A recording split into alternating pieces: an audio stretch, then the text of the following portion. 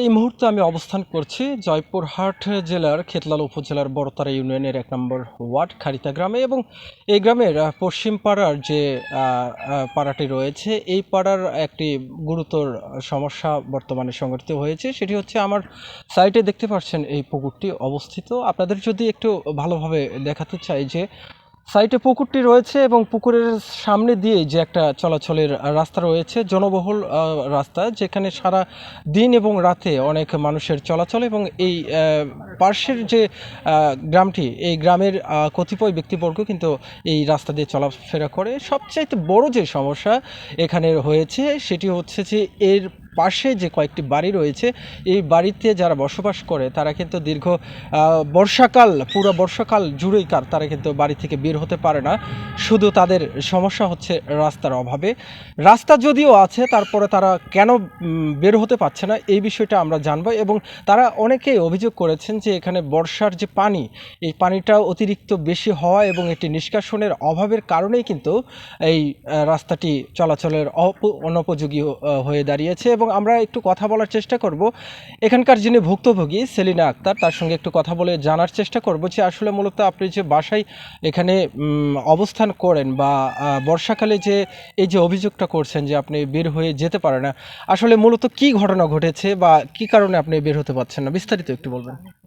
হ্যাঁ, এখান থেকে আমরা যেতে পারি না। রাস্তা বৃষ্টির পানি হওয়ার কারণে রাস্তা বন্ধ হয়ে যায়। যাওয়ার পর আমরা এখান থেকে বের হতে পারি না। রাতের অন্ধকারে কোনো মতেই বের হতে পারি না। আমাদের খুব সমস্যা। আপনারা রাস্তার পানি যাওয়ার যে কোনো ব্যবস্থা করে দেন। আমাদের খুব সমস্যা। আমরা মেয়ে মানুষ, রাস্তাঘাট নেই, বের থেকে বের হতে পারি না। আপনারা যে কোনো কারণে আমার বৃষ্টির পানিটা বের করে দেন। এই মুহূর্তে আমি একটু জানার চেষ্টা করব মূলত এই বিষয়গুলি যেহেতু স্থানীয় জনপ্রশাসন যারা রয়েছেন, নেতাকর্মী যারা রয়েছেন, তাদের কিন্তু দায়িত্ব রয়েছেন। এবং এই বড়তারা ইউনিয়ন যিনি পরিষদের যিনি বর্তমান প্যানেল চেয়ারম্যান নুরুল ইসলাম, তিনি কিন্তু মোটামুটি ভালো কাজ করে যাচ্ছেন, একের পরে এক কাজ করে যাচ্ছেন। তিনি কিন্তু তার পক্ষ থেকে এবং সরকারের পক্ষ থেকে যে কাজগুলি ইতিমধ্যে পেয়েছেন সেখান থেকে নিরলসভাবে কিন্তু তিনি কাজ করে যাচ্ছেন। এই মুহূর্তে আমি একটু কথা বলার চেষ্টা করব এই ওয়ার্ডেরই একজন বিএনপি নেতা আব্দুল করিম। আমি তার সঙ্গে একটু কথা বলে জানার চেষ্টা করব যে দীর্ঘ সময় এই গ্রামের যে অবস্থা বা বর্তমান যে মানুষের চলাফেরার যে সমস্যাটা তৈরি হচ্ছে একটা রাস্তার কারণে এবং পানি নিষ্কাশনের যে ব্যবস্থাটা, এটি বর্তমানে থেকেও না থাকার মতো একটা জরাজীর্ণ অবস্থায় পড়ে রয়েছে, আমরা ইতিমধ্যে দেখতে পেরেছি। এই বিষয়টা সর্বসাকল্যে আপনি কি বলতে চাচ্ছেন, এই বিষয়টা একটু জানাবেন। প্রথম থেকে রাস্তার পাশে পশ্চিম পাশ দিয়ে একটা রাস্তার পাশ দিয়ে ড্রেন ছিল, কিন্তু কতিপয় যে বাড়িঘর কিছু করার কারণে ড্রেনটা বন্ধ হয় এবং অর্ধেক ড্রেন এখনও চালু আছে, সচল আছে।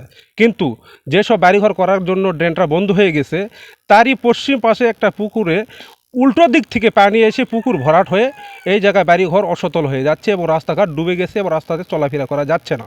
বিধায় আমি অনুরোধ জানাবো প্রশাসনকে এবং সরকারকে যে ড্রেনটা অর্ধেক চালু আছে, আর পুরো ড্রেনটা যদি চালু করা হয় তাহলে অবশ্যই এই পানি আর এখানে থাকবে না, অবশ্যই নিষ্কাশন হয়ে চলে যাবে এবং এই পাড়া মহল্লার যারা বাড়িঘর ডুবে যাচ্ছে এরা স্বস্তি পাবে এবং এরা শান্তিতে রাস্তাতে হাঁটা চলাফেরা করতে পারবে। এবং আমি প্রতিমন্ত্রী ডিসি আব্দুল বারী স্যারকেও আমি এটা জানাতে চাই যে উনি যদি উদ্যোগ নেয় তাড়াতাড়ি এটা একটি সংস্কার করে মানুষকে একটু আপনারা বাঁচান। আমরা জনগণ এবং পাড়া মহল্লায় মানুষরা বাঁচতে চায়, পানিতে মরতে চায় না। সালাম আলাইকুম। ধন্যবাদ। যেমনটি আপনাদেরকে জানাচ্ছিলাম, এই মুহূর্তে আমরা যেটি জানতে পারলাম যে আসলে মানুষের ভোগান্তির শেষ নেই বর্তমানে এই খারিতা পশ্চিম পাড়ার জনসাধারণের। এবং আরেকটা বিষয় আপনাদেরকে জানিয়ে রাখার চেষ্টা করব, বর্তমানে যারা এই এলাকাতে বসবাস করেন, এই এলাকাতে বসবাসকারী ব্যক্তিবর্গ বলেন খুব কষ্টে দিন কাটাচ্ছেন শুধু তাদের যাতায়াতের সমস্যার কারণে। আমরা একটু কথা বলার চেষ্টা করব এই পাশ থেকে যে বর্তমানে তাদের যে বাড়ির অবস্থা দেখলাম এবং বাড়ির সাইডে আপনাদেরকে একটু দেখাই যে পুরো মাটির দেওয়ালের উপরে কিন্তু পানি চলে আসছে এবং গতকাল থেকে কিন্তু এখানে পুরো পানি থমথমে ছিল, আজকে একটু নিষ্কাশন হয়ে গিয়েছে এমনটা আমরা দেখতে পাচ্ছি। তারপরেও এখানে চলাচলের অনুপযোগী হয়ে দাঁড়িয়েছে। তো এই বিষয়টা আমরা একটু সেই বাড়ির মালিক তোজাম্মেল হোসেনের সঙ্গে কথা বলার চেষ্টা করব। আসসালামু আলাইকুম, আমি তোজাম্মেল হোসেনের মাজলা ছেলে। এই রাস্তাটা মূলত বর্ষাকালে এলে আমাদের অতিরিক্ত সমস্যা হয়। অতিরিক্ত পানি হলে আমাদের রাস্তা ডুবে যায়। পূর্বে ড্যানটি যেটা ছিল ওটা লোকজন মাটি ভরাট করার জন্য আমাদের এই ভোগান্তিটা হয়। এই জন্য আমরা সরকারের কাছে বিনীত অনুরোধ, আমাদের এই জনভোগান্তিটা যেন অতি দ্রুত সংস্কার করার চিন্তাভাবনা নেওয়া হয়। এই বিষয়ে আমি সরকারের কাছে অনুরোধ ও আবেদন জানাই। আসসালামু আলাইকুম। ধন্যবাদ। দর্শক, যেমনটি জানাচ্ছিলাম, খাড়িতা পশ্চিম পাড়ার রাস্তা থেকে এবং জনবসতিপূর্ণ এই রাস্তাকে ঘিরে বর্তমানে সাধারণ মানুষের মধ্যে যে কৌতূহল সৃষ্টি হয়েছে এবং সেই সাথে বর্তমানে যে ভোগান্তির সৃষ্টি হয়েছে, এখান থেকে পতন বা উত্থান যেটি হয়েছে, এখান থেকে নিষ্কৃতি পাওয়ার জন্য যে ব্যবস্থা গ্রহণ করা প্রয়োজন, সেই ব্যবস্থা কিন্তু তারা জোর দাবি জানিয়েছেন জনপ্রশাসনের কাছে এবং সেই সাথে ইউনিয়ন পরিষদে যারা কর্তব্যরত অবস্থায় রয়েছেন, দায়িত্বরত অবস্থায় রয়েছেন, তাদের দৃষ্টি আকর্ষণ করছেন তারা। ইতিমধ্যে যে সমস্যার সম্মুখীন হয়েছে, এই সমস্যা থেকে যদি খুব তাড়াতাড়ি তারা উদ্ধার না হতে পারে, তাহলে তাদের যে চলাফেরা এবং তাদের আয় রোজগারের যে অবস্থা, এটি কিন্তু তারা করতে পারছে না, যেহেতু বাড়ি থেকেই বের হতে পারছে না।